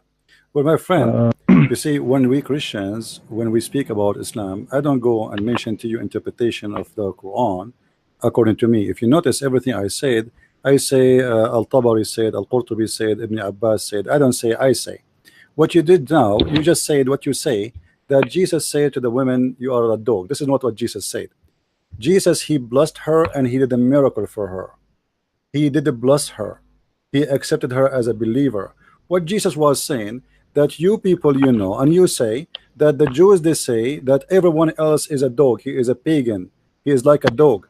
And it's very funny that you are mentioning that Islam does not say what the Jews they claim, which Jesus does not agree with them, when the Quran says that all non-Muslims are animals. They are the same as animal, kal an'am. Actually, there's a chapter about it, speaking about it, and you are saying how this happened when you are in your book saying anyone is not a Muslim is nothing but an animal. And not only that, your God, he taught people that anyone is not a Muslim is not only an animal, he is a najis, he is filthy, he is dirty. You will notice that Jesus, he did help that woman and he made the miracle happen to her and he blessed her faith and he accepted her as a follower and as a believer. He did not say to her, get away from me, I only came to the Jews. And actually this is refute what you just said, because if he only came to the Jews, then why he accepted her and why he did what she want? The Messiah, he was asking her, don't you know that the Jews say that this is what it's happened? So she said, Lord, look how humble she is. Well, even the dogs, they take a piece of bread from their masters. You are my master. And here you need to explain to me why the woman is coming to Jesus asking him when she is from the Aramaic who don't believe in the same God. So what Jesus said to her, because of your faith, I will do what you want, and he did the miracle for her. In the same time, when the Quran claimed that anyone is not a Muslim is an animal, and anyone who is not an Arab, he is not equal to the Arab. And I will give you a reference, as long as you are the one who mentioned that. You know, isn't it your prophet? He said that Allah created from the shoulder of Adam, the right shoulder of Adam, the white, and he said, "Go to heaven, wala ubali, go to paradise, and I don't care." And is your prophet who said that Allah, he hit Adam in his left shoulder, and he created the black people, and he said, "Go to hell, and I don't care"? Isn't it your prophet in the Quran? He says, in the day where Allah will make faces black and faces white. And if we go to Ibn Kathir, we will find that that verse is speaking about Allah will blacken all the faces of those who they are not Muslims, and he will turn them black, and Allah will make all the believers white. If you go to chapter 27 verse number 82, you will find the verse saying the following, and you can open Ibn Kathir with me. It says that Allah will send a beast, his name is a Jassasa, and a Jassasa is going to carry the staff of Moses and the ring of Solomon, and is going to hit the person in his face with the ring of Solomon, and he will turn to be white, and is going to hit the person in his face with the staff of Moses, and he will turn to be, sorry, with the ring of Solomon he will be black, and the staff of Musa will turn white, until he became all of him black. The spot will spread, and then the believers, they sit with the disbeliever and they say, "Oh believer, oh disbeliever." So my friend, this is a teaching in Islam of discrimination. Everybody in Islam who is not a believer, Allah will make him black. Jesus said, "Go and teach and preach the whole world, baptize them in the name of the Father and the Holy Spirit." So Jesus did not come to the children of Israel only. This is absolutely not true, and the proof is the following. If we go in the Quran, you see, I'm going to show you from the Quran. If we go in the Quran, we will find that the Quran using the word which is Injil. How Jesus book is called Injil if he is coming to teach the Hebrew from your Quran? There's one of two solutions. Either your prophet is copying the name from the Greek, which is one of the original books of Jesus, which means written in original copy in the Greek language. And the funny, your God did not choose any Hebrew word for the book. He chose the Greek one, which means Allah agree that the word which, or the book of Jesus, which is sent, it was in a Greek language. However, and this is we can find in chapter 3 verse number 33. But if we go in the Quran confirm that we never send any messenger. وَمَا أَرْسَلْنَا مِن رَسُولٍ إِلَّا بِلِسَانِ قَوْمِهِ. Chapter 14 verse number 4. We never send a messenger except in the tongue of his own people. So how the book is sent in a Greek language, and this is why the name is Injil, but yet the Quran says we never send a messenger except in the tongue of his people. And how you say to me that Muhammad was sent to all mankind, and the Quran says we never send a messenger unless he speak the tongue of his own people? Do the Kurdish speak Arabic? Do the Pakistani speak Arabic? Do the Indian speak Arabic? Do the British speak Arabic? It says it clearly. We never sent. And this is a statement said in the time of Muhammad, not before, not after. It was mentioned and said to Muhammad, we never send the messenger except in the tongue of his people. What is the purpose? In the language of his own people, in order to make things clear to them so they might understand. So the Quran confirmed that there is no way Allah will send a messenger to a people who don't speak the language, because if he do so, they will not understand. So how you say to me Muhammad is a messenger for all mankind, when the Quran confirmed contradiction, that Muhammad cannot be a messenger for all mankind because the people will not understand him? You see, this is why I say Islam is a collection of contradiction. They try to explain our book to us. When we show them what the verses in the Quran saying and the interpretation of the verse saying, they deny it and they say, oh, I don't agree with the scholar. Now let me ask you, Mr. Rohi, the verse in front of us, we never sent a messenger except, is Muhammad included in this verse, or he is not included? This is the verse speaking about Muhammad as an included person, that Allah will never send any message except to a messenger. He speak the language of the people, and he is from the people, and then we send him the message. Your mind. My friend, it is not true. let this next debate. Okay, now I must go. It is late for me. I will sleep little before sahur. No problem. So you can make another debate to discuss next another, Saturday, if you want, if you like, next Saturday, every Saturday we can have you here. It will be wonderful to have you, Sheikh Rohi. Thank you very much for coming, my friend. And thank you. I hope people will have the benefit of this. And by the way, you see, me and Sheikh Rohi, we might like speak and we are talking against each other, but there's no, you know, I leave him with peace, and I pray that may the Lord open his eyes and make him see the truth and only the truth. And let us pray that the Lord will guide those who they are looking for the truth. The truth is what we are seeking, and the Messiah said, I am the truth. And the Quran says that Allah is the truth, which means Allah trying to say he is the Messiah. But there is no way, because the Messiah, he present the truth always, and he don't ever teach that you can do something against the truth. So I wish Mr. Rohi will come to us again, maybe this coming Saturday. Can we take a promise from you to be this coming Saturday, Sheikh Rohi? Inshallah. Inshallah. Thank you very much, Sheikh Rohi. If you want to say something before you leave, feel free.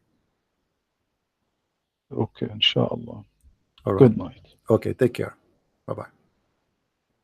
Bye-bye. All right. Thank you very much, guys, for being with us. I hope you did enjoy this debate.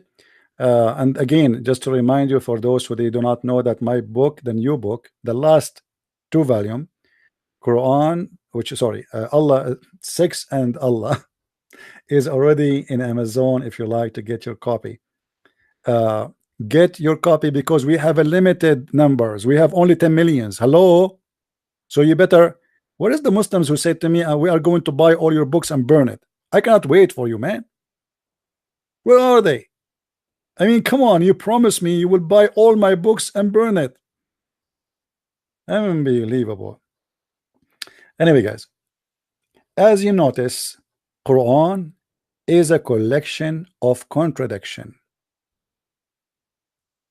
The Prophet, what is make you proud about Islam? Islam is the religion teach us that Allah is the Lord of the world. Allah is the Lord of the world. Okay, well, let me teach you something too. Shaitan is the Lord of the world too. Who said he's not?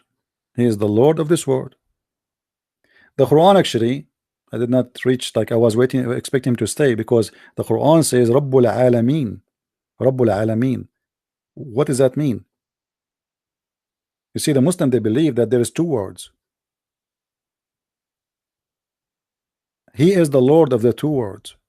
And I was going to ask him next, what is those 2 words? Your God is the Lord of them. And then he will discover that this is exactly what Satan is about. But anyway, I hope maybe next Saturday he will come and we will have a more discussion about it. I'm not going to stay longer on air for a very simple reason. We want people to download the video. We don't want to add additional things that have nothing to do with the debate, so we make it only about the debate. So if you did not subscribe to our channel, please feel free. If you want to have more knowledge about Islam and learn how to debate Muslims and learn, because you see, learning how to debate Muslims is about learning about the cult we are talking about. You cannot debate somebody and you do not have knowledge, otherwise he can play you. As you see, this is a sheikh who have a PhD, but he will not hesitate to practice taqiyya. He said that there is nowhere in the Quran speaking that there is a mut'ah, but he is the one who said Allah allowed the Prophet to do mut'ah and Allah forbid the Prophet to do mut'ah.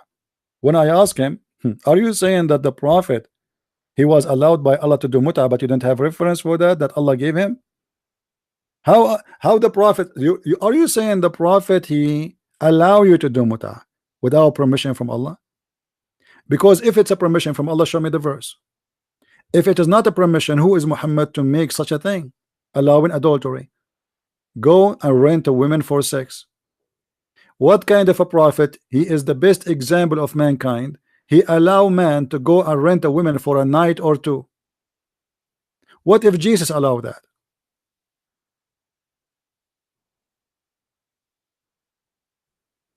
So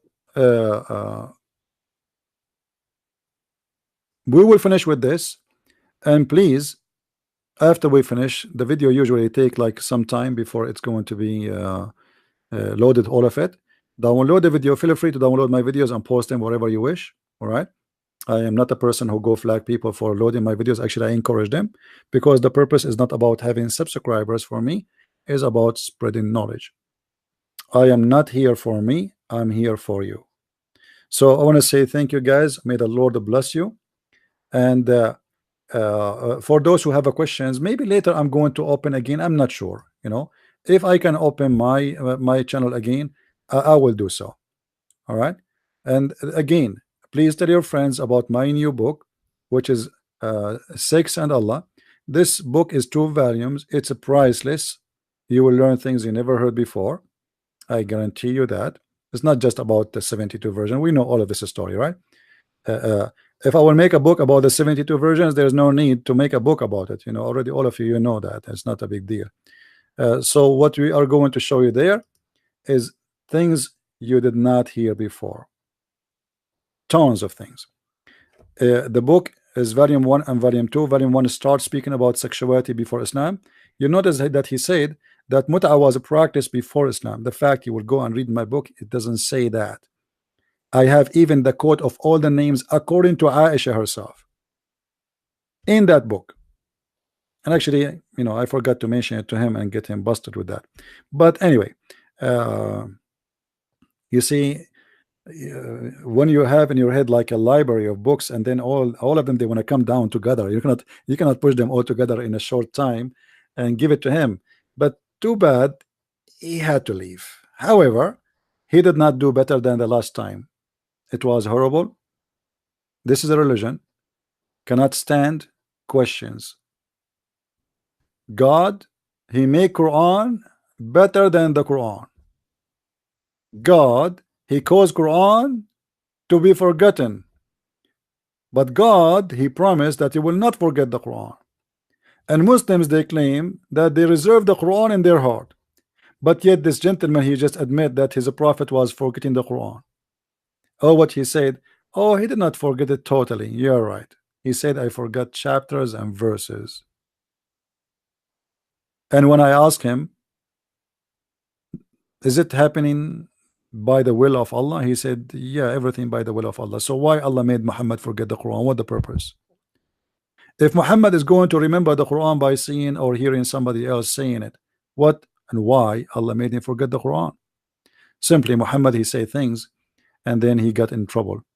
And one of the funny things, this gentleman, he said to us that the books of tafsir and asbab al-nuzul, which is the reason, the book of asbab al-nuzul mean, this is the translation of the title, the reason for the verses to come down. The reason for the verses to come down. He said, those books are made to solve problems. And after 1400 years, did you Muslims solve the problems?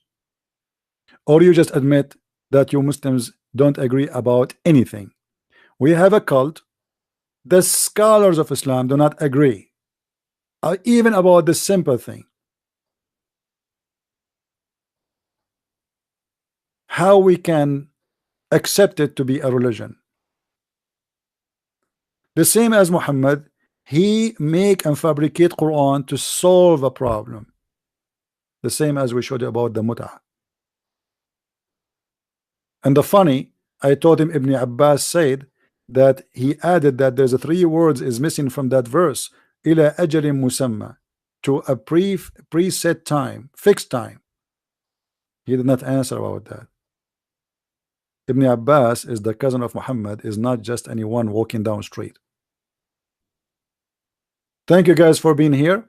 May the Lord bless you, and until we see you tomorrow again, I hope. Usually Sunday I don't do broadcast, but I will try. So until I see you tomorrow, may the Lord bless you all. Christ is Lord, Islam is false, and we prove it every time we debate Muslims. Thank you, and God bless. Bye-bye.